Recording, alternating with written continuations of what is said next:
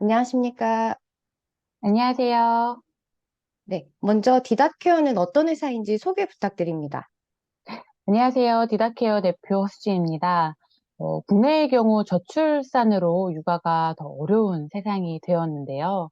주변에 또래 양육자를 찾아보기 너무 힘든 현실이죠. 그렇다 보니까 전체 양육자 중 80%가 넘는 양육자는 이제 온라인이나 아니면 맘카페 같은 부정확한 정보를 가지고 육아를 홀로 견뎌야 하는 실정이 되었습니다. 저희 디다케어에서는 알잠이라는 앱을 통해 보다 정확한 육아의 가이드라인을 제시하고, 또 건강상 문제가 있거나 육아에 어려움이 있다면 소아청소년과 전문의를 쉽게 만날 수 있도록 해 육아가 보다 쉽고 즐거워질 수 있도록 현재 시장에서 고군분투하고 있는 기업입니다. 그럼 핵심 기술에 대한 자세한 설명 부탁드릴게요. 어, 울음으로밖에 표현하지 못하는 0세에서 3세 아이들의 영유아 생활 패턴 분석을 활용한 빅데이터를 통해서 물어볼 곳 없이 독박 육아로 힘들어하는 양육자에게 신뢰할 수 있는 맞춤형 정보를 제공하고, 또 이로 해결하지 못하는 부분들은 상담 전문가 또는 소아청소년과로 연결해서 보다 쉽고 빠르게 문제를 해결할 수 있게 도와주고 있습니다. 저희 알잠이라는 앱을 통해 이용할 수 있고, 알잠 닥터라는 비대면 진료 서비스까지 연결짓는 영유아 토탈 디지털 헬스케어 플랫폼이라고 생각하시면 될 것 같습니다. 그럼 기술을 고안하게 된 계기도 있으실 것 같아요.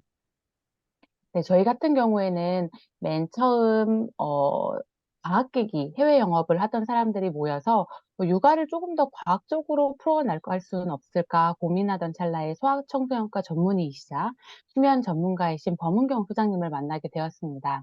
그러고 나서 지금까지 이렇게 발전해 올 수 있었는데요. 디닥케어의 경우에는 2022년 작년에 설립된 신생기업이지만, 저희는 2016년도부터 육아의 어려움을 해결하고 또 상담을 하기 위해서 다양한 경로로 문제를 풀어나가고 있었습니다. 그 시작이 바로 2016년 네이버 알잠이라는 카페를 통해 무료 상담을 진행해 왔던 것이 그 시작이었고요. 현재는 알잠이라는 어플리케이션, 그리고 알잠 TV라는 유튜브를 통해서 다양한 경로로 정확한 육아 정보를 전달하기 위해서 노력 중에 있습니다. 육아 관리부터 맞춤형 진료 연계까지 가능하다고 들었어요. 설명 한번 부탁드릴게요.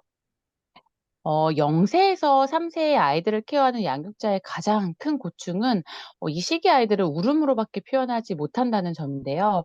주변 또래 양육자도 또 많지 않아서 이 아이를 어떻게 케어해야 할지, 그리고 또 우리 아이가 왜 우는지, 또 왜 잠은 안 자는지, 또 왜 안 먹는지, 이런 정확한 정보를 알 길이 없습니다. 저희는 이러한 아이들의 데이터를 받아서 아이의 욕구 기반의 문제점을 찾아 도출하고, 또 솔루션과 가이드라인을 제시하는 일들을 하고 있는데요. 반면에 소아청소년과 전문의의 경우에도 진료 시의 대부분의 진료를 주관적인 양육자의 의견에 의존할 수밖에 없는 상황입니다.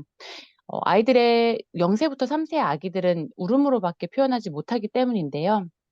이런 주관적이고 모호한 데이터는 진료 효율을 낮출 뿐만 아니라 정확한 문제를 도출해내기까지 시간이 좀 많이 소요됩니다. 그래서 저희는 입력된 아이들의 생활 패턴 및 객관적인 정보를 기반으로 데이터를 가공해서 의료진에게 전달하고, 또 의료진이 아이들의 문제를 보다 쉽고 빠르게 해결할 수 있고 또 진료할 수 있도록 제안하고 있습니다. 그럼 병원에 가지 않고도 그 실제 병원 진료와 동일한 진료비로 비대면 진료가 가능한 부분인가요?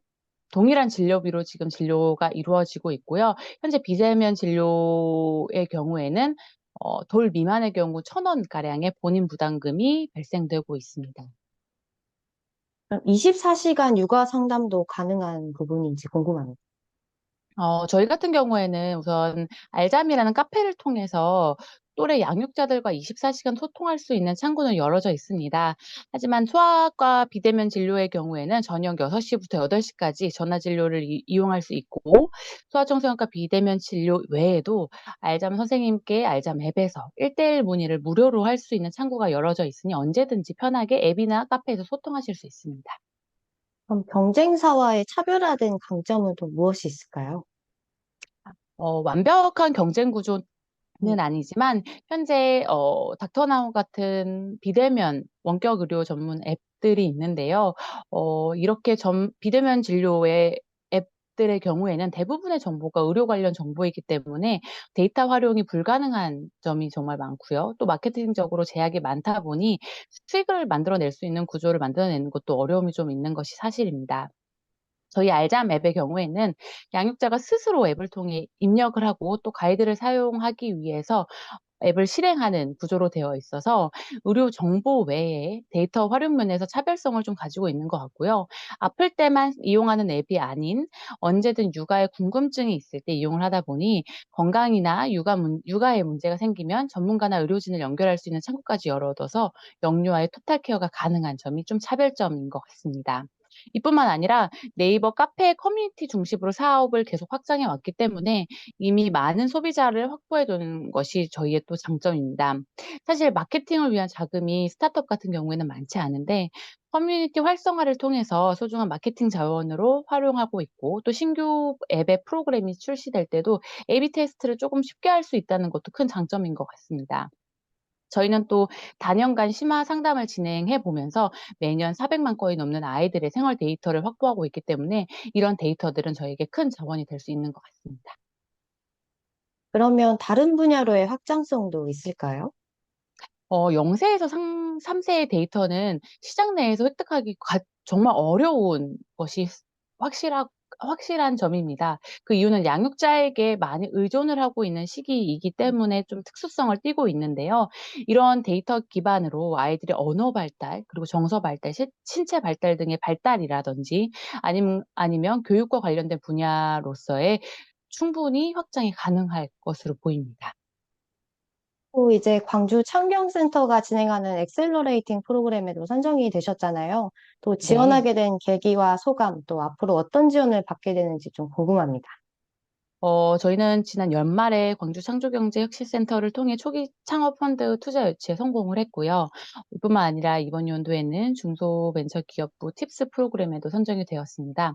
이 외에 해외 전시 참가 및 IR을 통해 예비 유니콘이 되기 위한 글로벌 진출 준비에 벅차를 가하고 있는데요. 광주시와 광주 창조경제혁신센터를 통해서 디다케어는 초기 창업부터 투자, 제품 고도화까지 매우 체계적이고 단계적으로 지원을 현재 받아나가고 있습니다. 특히 광주 창경 같은 경우에는 1대1 전담 지원뿐만 아니라 전 직원 그리고 전문 인력들의 자원이 있어서 소통을 통해서 기업의 애로 사항에 대한 전폭적인 지원이 이루어지면서 저희 디다케어를 운영하는 데 정말 큰 힘이 되어주고 있는 상황입니다. 네. 그럼 선배 기업인으로서 또 후배 창업가들에게 해주고 싶은 조언이 있다면 어떤 게 있을까요? 아직은 제가 어떤 조언을 할 수 있을까 이 부분을 좀 생각할 때 조금 어렵더라고요. 근데 작년부터 투자 시장이 사실 경색되면서 다들 너무 어려운 시기를 지나고 계실 것 같아요. 매일매일 고민과 고민의 연속일 거고 또 저희도 크게 다르지 않은데요.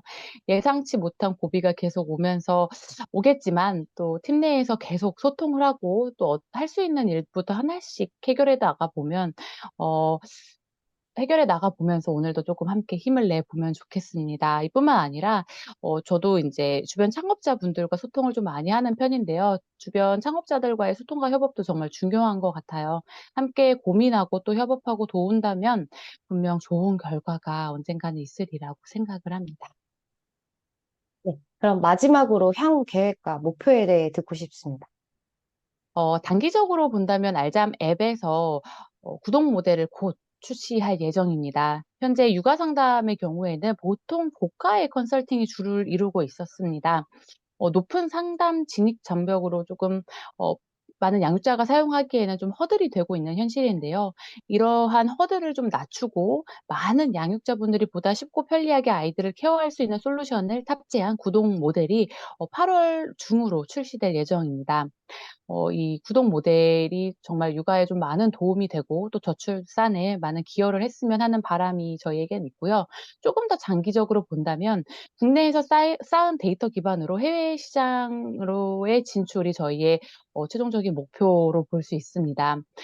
해외 같은 경우에는 해외의 교민들의 서비스도 큰 시장 중에 하나인데요. 저희가 작년 실리콘밸리에 참석했을 때 현장 조사를 해본 결과 언어나 접근성의 문제로 국내 서비스에 대한 문의가 상당히 높은 편이기도 하고요. 또 국내 교민 서비스 이외에도 해외 서비스 확장에 대한 시장의 규모나 크기가 충분하다는 것들을 확인을 했습니다.